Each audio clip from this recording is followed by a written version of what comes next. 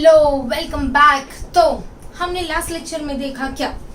हमने देखा that basically there are two types of immunities, innate and acquired or adaptive immunity. Innate immunity is by birth, right? Inborn ability to fight against diseases. Acquired is something that we acquire within a lifetime, right? हम adaptive को देखेंगे बाद में, acquired को देखेंगे बाद में। हमने innate immunity में देखा physical barrier like skin and mucus. हमने देखा फिजियोलॉजिकल बैरियर्स जैसे कि हमारा tear that is lysozyme. Do you know lysozyme सबसे पहली बार किसने पता किया था कि lysozyme has antibacterial properties? Alexander Fleming. Imagine this person is like so everywhere. He has discovered so many things, right? Penicillin, the first antibiotic, was also discovered by him. So Alexander Fleming ने हमें बताया था lysozyme की important properties in killing bacteria. अच्छा, उसके अलावा हमने देखा फिजियोलॉजिकल बैरियर में we spoke about the acidity of the stomach, the temperature, the fever, etc. Do you know that there are some physiological barriers which are very important for the urinogenital tract as well, or which are a part of the reproductive system as well? Let us just see, okay? Urinogenital tract में you know that your urine has a flushing action and that basically cleans the entire urethra. अच्छा, उसके अलावा do you know that semen के अंदर spermine और zinc होता है? Spermine नाम का केमिकल और जिंक होता है जिसकी वजह से semen also has antibacterial properties. गजब की बात है, right?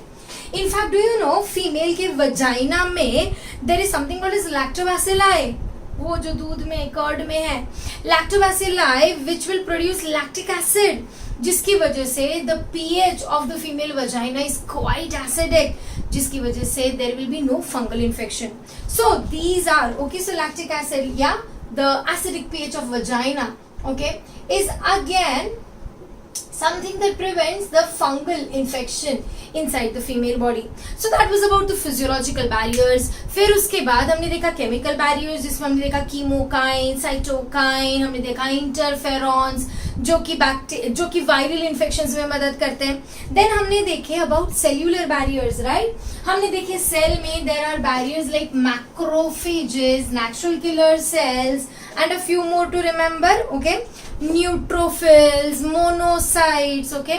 So there are many cells in the cellular barrier. अब देखते हैं कि ये जो सेल्स है ये बेसिकली किस तरह से फैगोसाइटोसिस करके हमें इनेट इम्यूनिटी देता है. Okay, so we are going to explore that part. Okay, the cells of the innate immunity are what? Cells of the innate immunity are macrophages, okay, monocytes. ये दोनों ऑलमोस्ट सिमिलर ही है. क्या है हम देखते हैं. Okay, then there are neutrophils, okay,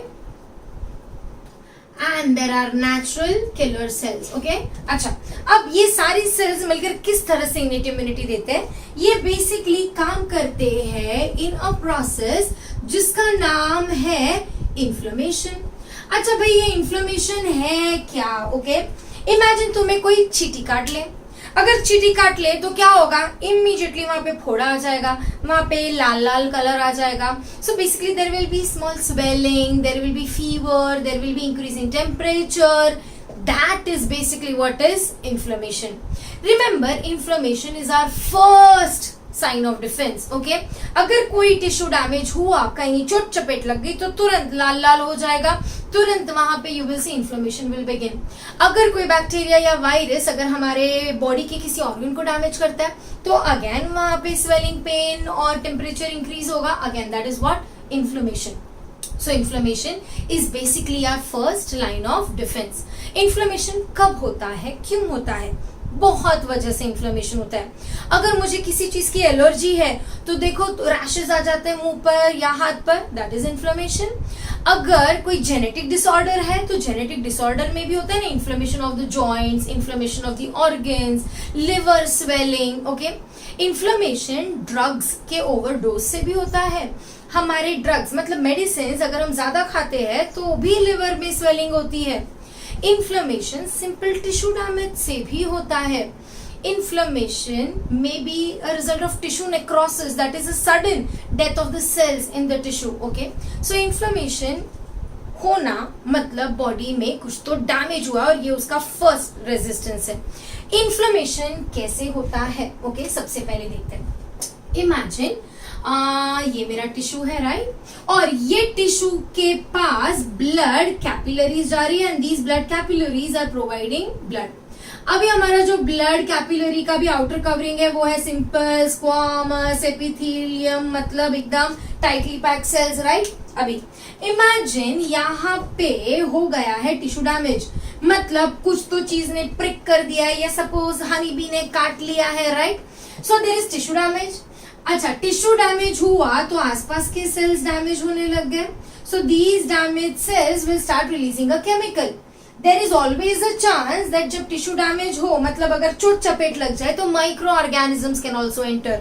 तो imagine जब ये टिश्यू डैमेज हुआ तो कुछ माइक्रो ऑर्गेनिजम्स भी एंटर चले गए, टिश्यू में चले गए राइट।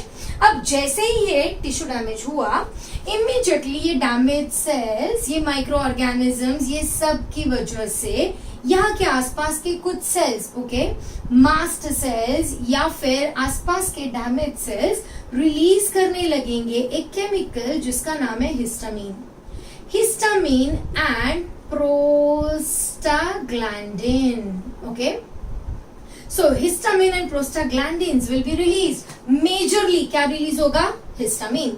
हिस्टामिन कौन रिलीज करेगा, डैमेज टिश्यू, ओके। अच्छा ये हिस्टामिन करता क्या है, हिस्टामिन की खासियत ये है that it will attract blood, so histamine will begin to attract blood. अभी भाई इसका मतलब क्या है, ओके अब अगर यहाँ टिश्यू डैमेज हुआ है और यहाँ माइक्रो ऑर्गेनिजम्स है तो हमारे पास ब्लड में बहुत सारे सेल्स है, हमारे पास ब्लड में है आरबीसीज, हमारे पास ब्लड में है बहुत सारे डब्ल्यूबीसीज जिनको हम ल्यूकोसाइट्स भी कहते हैं, जिसमें है हमारे macrophages, monocytes, neutrophils, so on and so forth. So बहुत सारे सेल्स है राइट।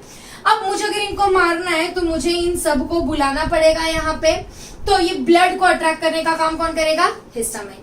हिस्टामाइन और एक काम करेगा, हिस्टामाइन ब्लड को अट्रैक्ट करने के साथ साथ यू विल सी ये जो ब्लड वेसल है, आर्टेरियोल है या कैपिलरी है, इस पर भी काम करेगा।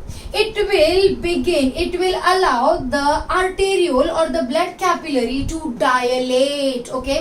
So पहले हिस्टामाइन रिलीज हुआ, हिस्टामाइन ने ब्लड अट्रैक्ट किया और फिर अट्रैक्ट होने के बाद the next process is called as vasodilation. What is vasodilation? In vasodilation you will see that the blood capillaries will expand, मतलब धीरे धीरे ये blood capillary बड़ी होने लगेगी। अच्छा जब ये बड़ी होगी तो क्या हुआ, do you realise that the flow of blood in this area will increase. इतना समझ में आया, जैसे जैसे ब्लड का फ्लो बढ़ेगा वैसे वैसे यहाँ का टेम्परेचर भी बढ़ने लगेगा and that will result in something called as calor. Calor is what, there will be increase in the heat of this area. Again, what has happened? Vasodilation की वजह से तो blood flow has increased to that area. Blood flow बढ़ा तो तुम्हें ये area कैसा दिखने लगेगा, red. So there will be redness, and this redness is called as what? It is called as rubor. So you will see there will be heat and there will be redness because the flow of blood has increased. अब ये flow of blood increase हुआ क्योंकि vasodilation हुआ, okay? अब ये histamine क्या करेगा, ये बोलेगा कि भैया ये डब्ल्यूबीसीज को मुझे बाहर निकालना है, बट ब्लड कभी अपनी कैपिलरी से बाहर जाता ही नहीं है, तो हमें क्या करना पड़ेगा, इस ब्लड वेसल की परमिएबिलिटी बढ़ानी पड़ेगी। मतलब धीरे धीरे द परमिएबिलिटी और the gaps in the blood vessel या epithelial will increase. This will cause what? This will cause these WBCs to move towards the end of the blood vessel. This process is called as marginalization. Marginalization मतलब the leukocytes or WBCs will begin to simply move towards the corner of the blood vessel. इतना समझ में आया। अब जैसे जैसे ये corner की तरफ मूव करने लगे, हमें ये तो पता है दैट हमारे जो मैक्रोफेजेस है, सिमिलरली हमारे जो न्यूट्रोफिल्स है, okay, these are irregular in shape. Irregular है तो they can easily squeeze through these permeabilities या these small pores and they can enter into the tissue. this movement into the tissue या movement out of the blood capillary is called as extravasation. What is it called as? Extravasation. Extravasation मतलब moving out of the vascular tissue or the blood vessels. Extravasation is also called as diapedesis. Okay, so diapedesis is nothing but extravasation, that is movement of the WBCs or leukocytes out of the blood capillary. अच्छा, यहाँ पे कौन सा leucocyte सबसे पहले या कौन सा WBC सबसे पहले आएगा?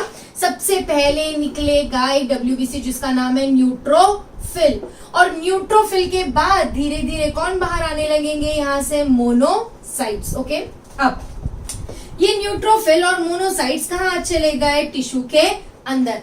जब ये टिश्यू के अंदर चले गए तो remember neutrophils and monocytes are capable of a process called as phagocytosis. They will simply go and eat the microorganisms. Are you able to understand? So these neutrophils and monocytes will do what? Phagocytosis. अब जब ये phagocytosis करेंगे तो तुम्हें दिख रहा है कि ये सारे के सारे सेल्स अगेन यहाँ से कुछ लिक्विड, ब्लड का भी तो कुछ प्लाज्मा टिश्यू फ्लूइड बनेगा, right? So some liquid cells will enter into the tissue. अब टिश्यू में सेल्स और प्लाज्मा या लिक्विड एंटर करने की वजह से वहां पे क्या हो जाएगा? स्वेलिंग हो जाएगा. स्वेलिंग को हम लोग इडिमा भी कहते हैं. So there will be another thing that will happen, that is what? There will be swelling. Swelling को हम बोलेंगे इडिमा. ओके ओके, अब उसके अलावा क्या होगा? उसके अलावा धीरे धीरे यहाँ पे हीट बढ़ने लगेगी. Okay, and that results in what? Inflammation. Inflammation में बहुत सारे सेल्स डैमेज हो रहे हैं और साइटोकाइंस रिलीज होंगे, हिस्टामाइंस रिलीज होंगे जो आसपास के और भी टिश्यू को डैमेज करने लगेंगे. याद रखो, अगर कहीं पे फाइट हो रहा है, ओके, कहीं जंग लड़ी जा रही है, तो ऑफ कोर्स तुम्हारी सेना तुम्हारे दुश्मन को तो मारेगी, बट आसपास का एरिया भी तो डैमेज होगा. So what will happen? There will be damage to the area and that will cause that redness, fever, heat, pain, and together it is called as inflammation. Okay, to be precise, inflammation के signs है dolor. Dolor मतलब pain. Calor. Calor मतलब heat. Rubor. Rubor मतलब redness.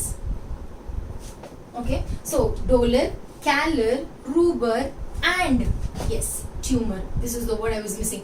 Tumour मतलब what? Swelling, जिसको हम बोलेंगे oedema. So inflammation can be seen through these 4 processes: pain, heat, redness and swelling, and that is inflammation. अब कुछ जगह पे ये इन्फ्लेमेशन बहुत ही कम टाइम के लिए रहता है. मतलब जैसे तुम्हें हनी बी ने काटा तो क्या जिंदगी भर के लिए उधर फोड़ा बन के रहेगा क्या? नहीं. So that type of inflammation is called as what? Acute inflammation. And कई बार ये इन्फ्लेमेशन बहुत ज्यादा टाइम के लिए रहता है और उसको हम क्या बोलेंगे? Chronic inflammation. चाहे वो अक्यूट हो या क्रॉनिक हो, remember this is the first line of defence that the body gives against any invading microorganism या any type of tissue damage. And what are the steps? vasodilation, then marginalization of leukocytes, and then extravasation or diapedesis of neutrophils and monocytes, which will do what? Phagocytosis. अब धीरे धीरे यहाँ swelling तो बढ़ेगी, but कई बार होता है कि यहाँ पे पस फॉर्मेशन भी हमें देखने मिलता है. जैसे जैसे यहाँ पे टिश्यू डैमेज कम होगा वैसे वैसे स्वेलिंग अपने आप कम हो जाएगी and the body will be free from that particular infection. That is about inflammation.